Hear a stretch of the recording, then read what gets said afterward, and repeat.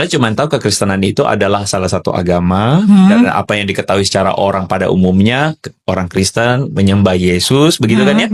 Mungkin let's say gue itu tempat beribadahnya gereja dan teman-teman bisa ngukur bahwa Mela taunya segitu gitu loh. Bener, makanya aku nggak pernah ngontenin. Maksudnya aku tidak pernah mendakwahkan kekristenan gitu, ngasih tahu ajaran Kristen tuh gini-gini.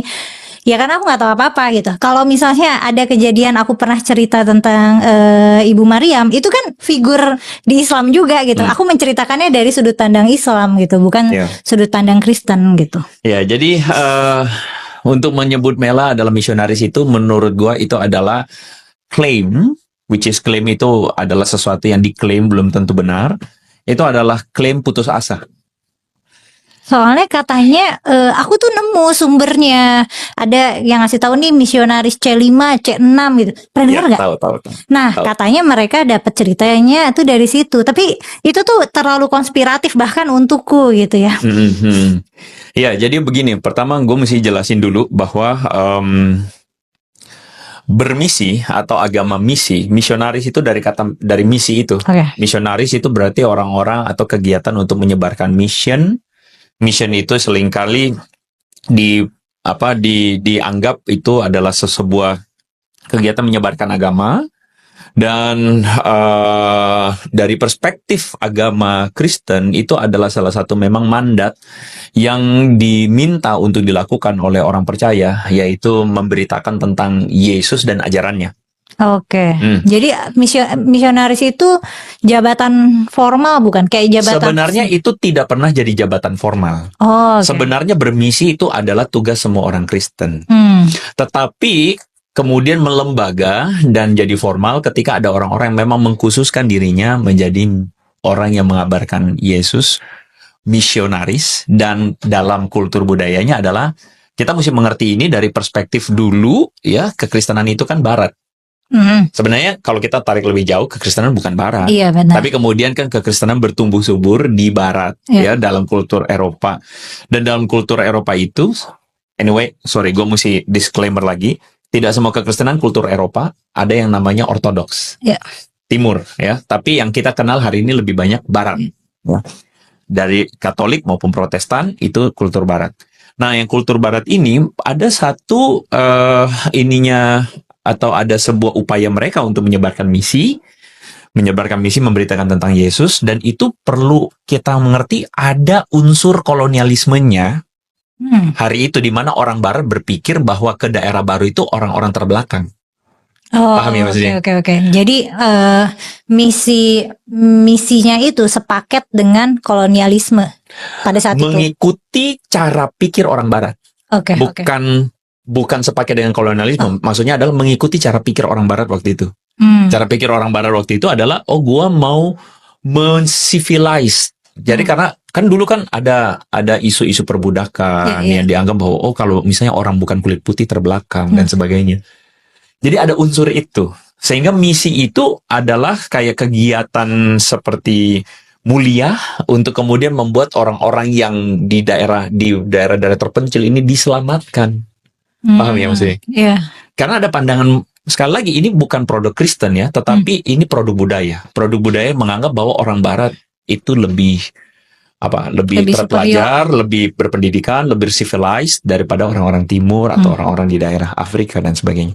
Jadi misi itu didasari atas semangat, sebenarnya ada baiknya mau menyelamatkan orang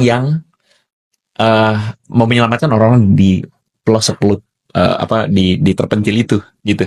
Jadi itu misi, dan cara menyelamatkannya adalah pada waktu itu cara memahami orang Kristen adalah dengan menjadikannya percaya Yesus. Aku pernah baca cerita berdasarkan kisah nyata.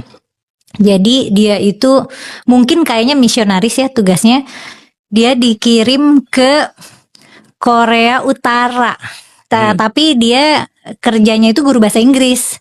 Tapi sebenarnya dia punya misi. Aku lupa apakah itu misi pribadi atau tugas dari gereja, tapi dia punya misi untuk mengenalkan warga Korea Utara terhadap kekristenan gitu. Berarti semangatnya gitu ya, mau menyelamatkan karena melihat mungkin warga Korea Utara nih teropres gitu dengan kondisi China, Korea Utara, bahkan Papua misalnya, itu kan banyak pelayanan misi masuk. Jadi kita tidak boleh memandang misi itu hanya sekadar mengubah orang jadi beragama, tapi lebih daripada itu membuat orang itu ada harapan untuk membuat orang itu tercivilized. Jadi yang tadinya merasa budayanya terbelakang jadi lebih baik. Nah, jadi misi itu seringkali berbarengan dengan upaya-upaya charity. Upaya-upaya untuk kesehatan, pendidikan, dan sebagainya. Jadi itu perspektif misinya tuh begitu. Tapi itu yang suka dibilang ini bukan sih kayak misi kristenisasi. Nah, itu lain lagi.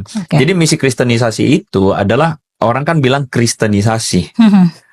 Itu kan dua kata, kristenisasi. Jadi upaya terstruktur, upaya untuk kemudian membuat orang beragama Kristen.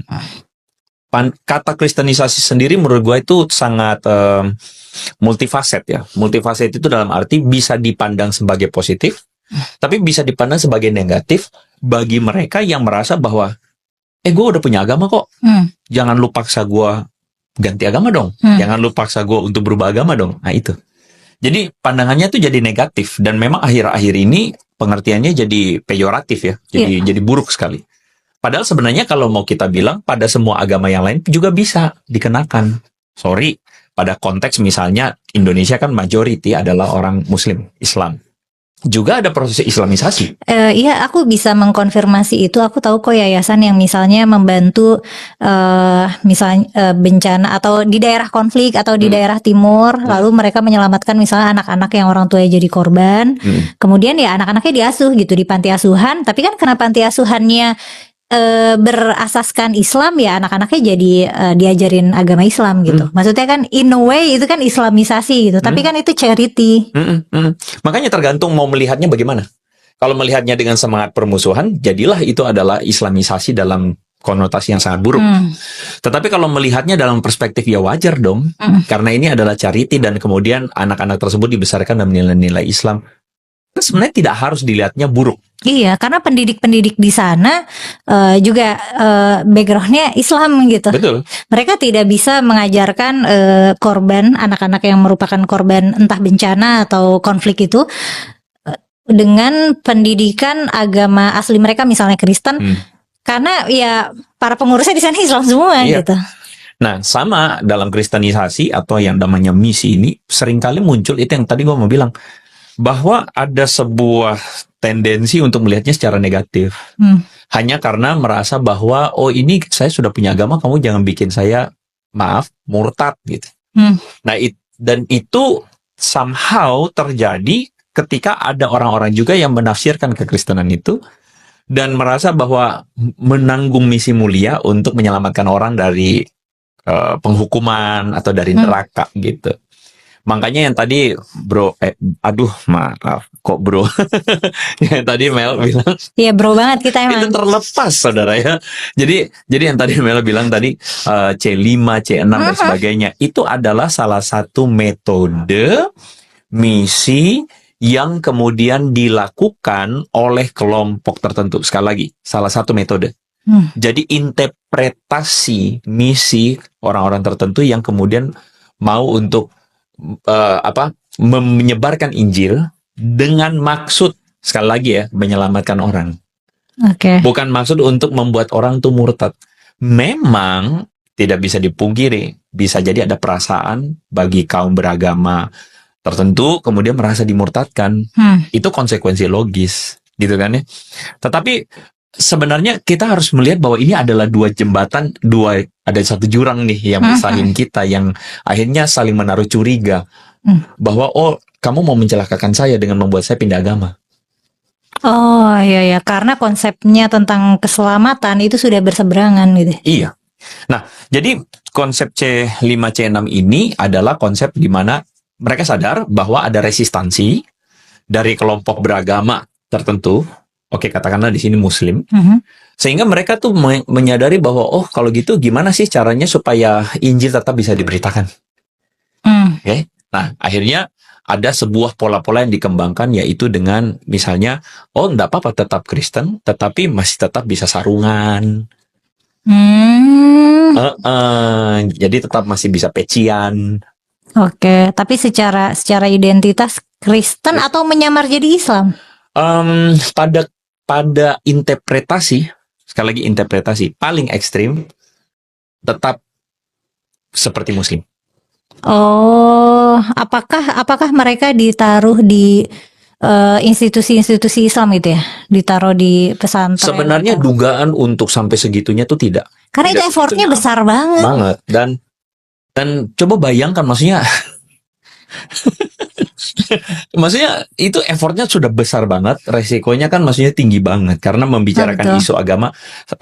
Sekali lagi, hari ini isu sensitif agama tuh tinggi banget, ya kan? Tapi sebenarnya kan dulu nggak sebegitunya banget. Nah, makanya itu ada cerita-cerita masa lalu yang mau dibawa ke sini, ke hari ini. Oh, supaya untuk kayak melanggengkan kecurigaannya justru ya. Nah, kalau Mela tanya, ada nggak yang kayak begitu sekarang? Pertama, gue mau mengatakan bahwa gue cukup mengerti dunia kekristenan, cukup mengerti dunia misi. Apakah yang kayak begitu ada? Menurut gue itu ada perorangan. Kalaupun masih ada. Jadi kayak misi personal. Misi personal. Tapi sebenarnya kalau mau bilang sampai bagaimana banget, gue merasa bahwa itu sudah cerita 2 dekade lalu.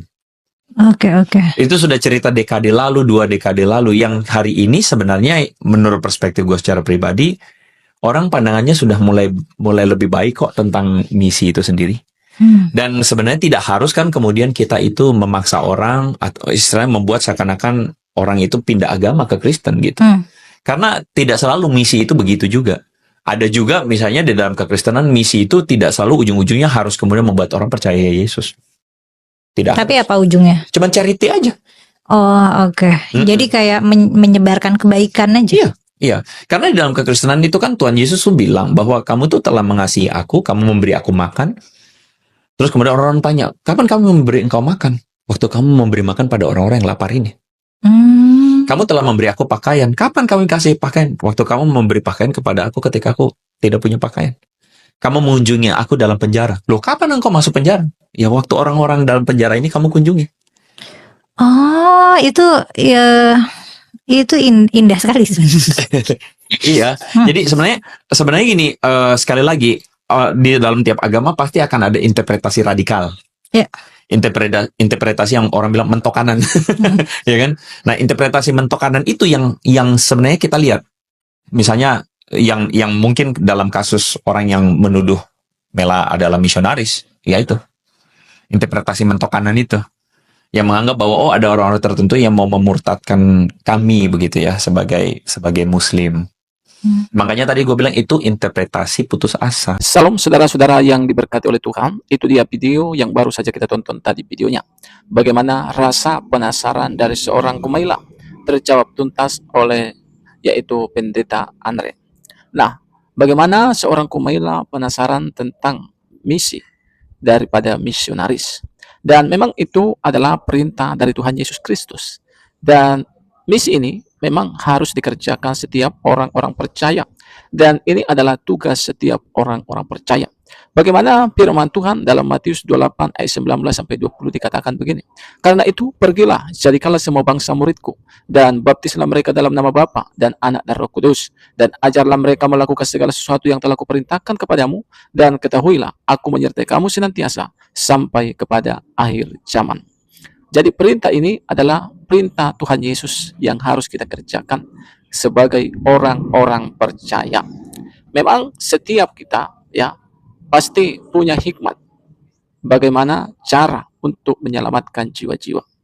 Dan kita perlu mengetahui dan memahami bahwa di dalam kekristenan tidak ada yang namanya kristenisasi. Karena kristenisasi itu artinya membuat seseorang masuk dalam satu agama.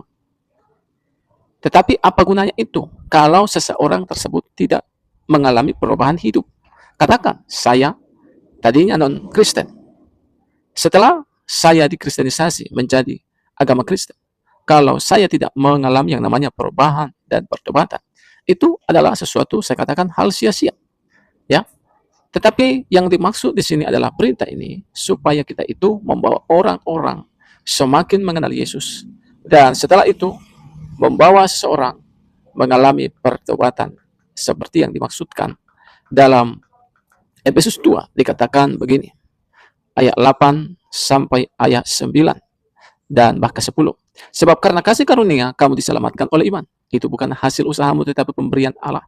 Itu bukan hasil pekerjaanmu. Jangan ada orang yang memegahkan diri. Karena kita ini buatan Allah, diciptakan dalam Kristus Yesus untuk melakukan pekerjaan yang baik yang dipersiapkan Allah sebelumnya. Ia mau supaya kita hidup di dalamnya. Jadi saudara, setelah kita percaya kepada Yesus, tidak cukup sampai di situ. Kita harus melakukan pekerjaan-pekerjaan baik. Artinya, kita itu harus berubah. Kita itu harus melakukan apa yang dikehendaki Tuhan. Inilah yang dikatakan pertobatan. Sehingga orang-orang tersebut menjadi orang yang bermakna bagi kerajaan Allah, menjadi orang yang bermakna bagi bangsa, bagi kota, dan dimanapun dia berada lewat hidupnya. Itu sebabnya sebagai orang Kristen, kita itu diajarkan dan diperintahkan untuk memberitakan Injil kepada bangsa-bangsa. Karena memang Yesus mengatakan bahwa hanya dialah jalan satu-satunya ke surga. Dan Kisah Rasul 4 ayat 12 dikatakan bahwa keselamatan tidak ada di bawah kolong langit ini. Hanya oleh nama Yesus kita dapat diselamatkan. Untuk itu, saudara, mari kita memberitakan Injil. Ya, mari kita membawakan, menceritakan nama Yesus kepada bangsa-bangsa, kepada orang-orang yang belum mengenal nama Yesus. Sehingga mereka pun mengalami pertobatan. Sehingga mereka pun diselamatkan. Nah, teman-teman, kiranya video yang saya bagikan boleh memberkati kita. Salam, sampai jumpa di video selanjutnya.